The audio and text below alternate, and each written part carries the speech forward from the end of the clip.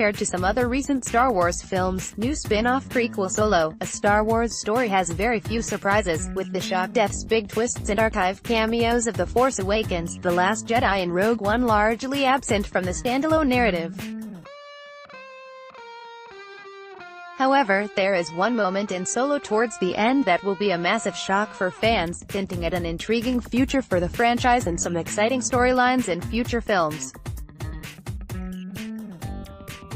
Below, we'll be discussing exactly how director Ron Howard and the Star Wars team pulled this scene off, what it means for future Star Wars film and how it all fits into the overall timeline. But be warned, after the jump we'll be dealing with some serious spoilers for Solo, so if you haven't had a chance to watch the movie yet, please save this until you have. Last chance to look away. A classic partnership is born. In new clip from Solo, a Star Wars story. Are we headed towards a massive twist in Solo, a Star Wars story? Sign up for the free RadioTimes.com newsletter if you're still here, then you'll have been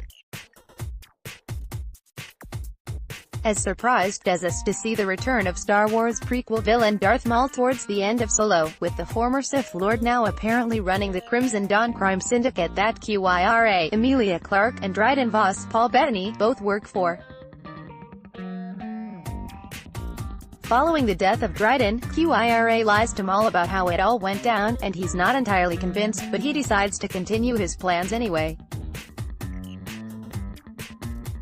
Star Wars Episode 1, The Phantom Menace, starring Ray Park as Darth Maul. Lucasfilm, Sky, HF, you and I will be working together much more closely from now on, he tells Qi'ra via hologram as he ignites a new version of his trademark double-sided lightsaber and name-checks his home planet of Dathomir while John Williams dueled the Faith score, which soundtrack his iconic lightsaber duel in the character's first appearance in 1999's The Phantom Menace, plays softly in the background.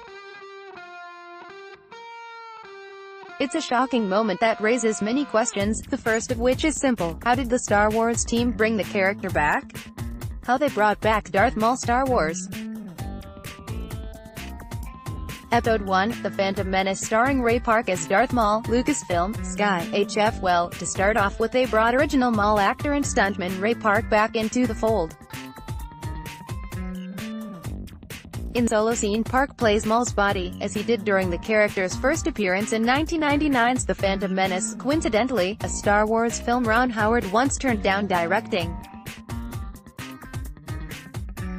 But while Park performed all of the near-silent Maul's iconic fight sequences, someone else performed the character's voice, and that's also the case here. The time, though, original Maul voice actor Peter Serafinowicz wasn't brought back to reprise his role in Solo, with U.S. actor Sam Witwer cast instead. The reasoning for this? Well, Witwer's actually been playing Maul for a few years now, lending his voice to the character in Star Wars spin-off TV series The Clone Wars and Star Wars Rebels, as well as playing many other characters across the two TV series and Star Wars video games. While to mainstream audiences, Witwer's probably best known for playing a version of Aidan Turner's Vampire Mitchell in the American remake of Being Human, a character actually called Aidan after the Irish actor. There are a lot of fans that now consider him the definitive Maul, making his silver screen debut as the character all the more appropriate. Maul in Star Wars Rebels, Lucasfilm, Sky, HF, and this is definitely the TV version of the character, from his robot legs, picked up after Ewan McGregor's Obi-Wan Kenobi cut him in half at the end of The Phantom Menace, right to the modified version of his double lightsaber, which seems identical to the version of the weapon above he's wielding by the time of Star Wars Rebels, which takes place a few years after Solo. So with that in mind, it's probably worth diving into what's been happening to him on the smaller screen. What's Maul been doing since we last saw him? Maul in Star Wars Rebels, Lucasfilm, Sky, HF. For most people, the last time they would have seen Darth Maul in action is in The Phantom Menace, where the Sith apprentice was cut in half by Obi-Wan Kenobi before falling down a reactor shaft on the planet Naboo. One might assume he was dead. However, in canonical spin-off series The Clone Wars, set between episodes 2 and 3, it was revealed that Maul had actually survived, having used the Force to guide his broken body down the reactor shaft into a trash container before being dumped on the junkyard world of Lotho Minor. Driven only by thoughts of revenge against Kenobi, Maul kept himself alive and even managed to fashion himself some spider-like legs to help him move again. Soon he was discovered by his brother Savage Opress and brought back to society, eventually becoming a recurring antagonist in the Clone Wars who re-encountered and fought Obi-Wan Kenobi on a number of occasions. At this stage he started just going by Maul, rather than Darth Maul, as he was no longer a Sith Lord or Darth Sidious apprentice, and got some normal-looking cybernetic legs, which can be heard whirring slightly when Maul stands up in Solo. With his brother he also formed the criminal organization the Shadow Collective, which featured in several storylines during the Clone Wars and may prefigure his involvement in Crimson Dawn.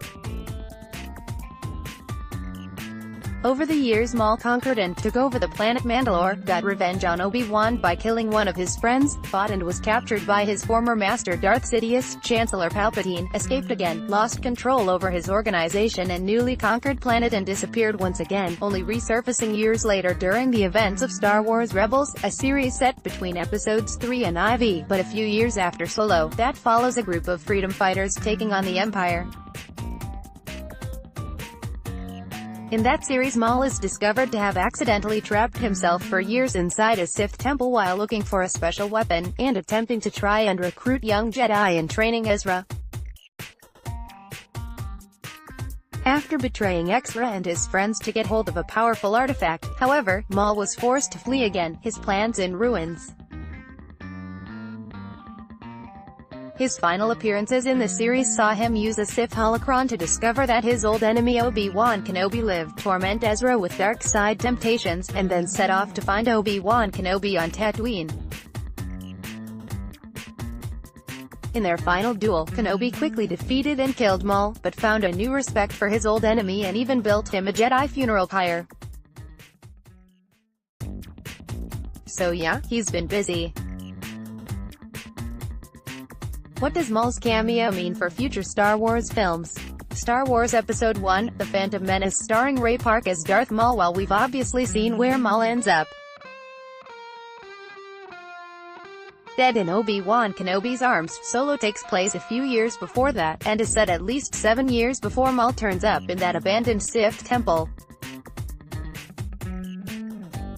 In other words, there's still a few years of his life between the Clone Wars and Rebels that remain unaccounted for, and it seems likely that any planned Solo sequels need to include him as a significant villain. After all, when we spoke to Emilia Clarke about Qi'ra's actions, she certainly hinted as much. I think that we've left it in a place that has got plenty of room to discover another part of her, she told us, cryptically. And to maybe delve deeper into the mistakes she makes, when she makes them. Certainly, it seems unlikely that Solo would include Maul's cameo if it didn't mean it to lead to something, though we do wonder how the character would fit into Han Solo's world, given that the smuggler thought the Jedi, the Force and lightsabers were a silly myth by the time of the original 1977 Star Wars film. If he'd spent a whole adventure battling a former Sith Lord complete with deadly double lightsaber, wouldn't he be a bit more open-minded? Alternatively, it could be that Maul's appearance here is intended to set up his appearance in another Star Wars film, most likely the long-awaited Obi-Wan Kenobi spin-off that many fans are still hoping for. But again, there's some difficulty with that idea given that Maul's Rebels storyline sees him discovering Obi-Wan's survival and tracking him down for the first time in years. If the Kenobi film did pit them against each other again, it'd be difficult to reconcile that with the way their meeting was portrayed in Rebels. Plus, there's also the fact that a Kenobi film would have to acknowledge the numerous canonical meetings the pair had had since they first met in Episode 1, in a way that didn't confuse or exclude the majority of fans who might not be au fait with every twist and turn of an animated children's TV show. So for now, it's unclear exactly how Maul will fit into the weird and wonderful new world of Star Wars spin-offs. He could always be in a Lando film, or even his own spin-off, we suppose, but don't be surprised if we see him in action again very soon. Solo, a Star Wars story, is in UK cinemas now.